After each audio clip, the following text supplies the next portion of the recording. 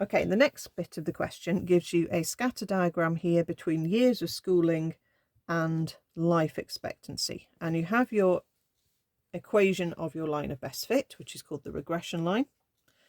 And you're being told to interpret the gradient in context, which is quite a favourite question.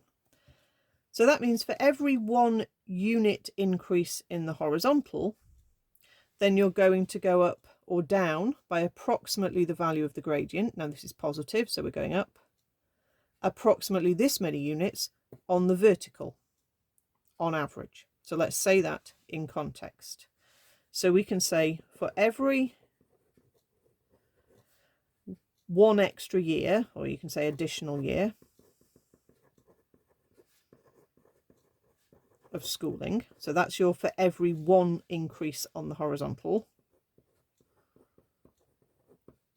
you would expect, and we're going to have an increase because this is a positive gradient, an increase of 2.9527 years of life expectancy on average. Important you put on average, okay? You might not get the mark if you don't, because it's obviously, these are very scattered. They're not really fitting the scatter diagram that well anyway. So you are just saying this is a very broad average, okay?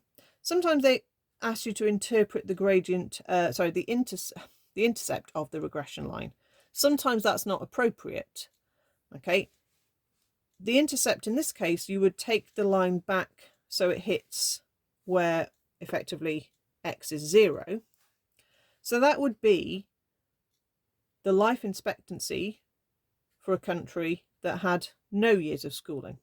Now you might say, well, that's not really appropriate in this question because all countries have some sort of schooling, don't they? Well, that's not for me to answer. They probably do, but there may be some countries that don't.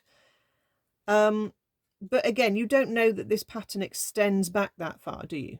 Okay, so it might say, why isn't it appropriate to interpret the intercept in context?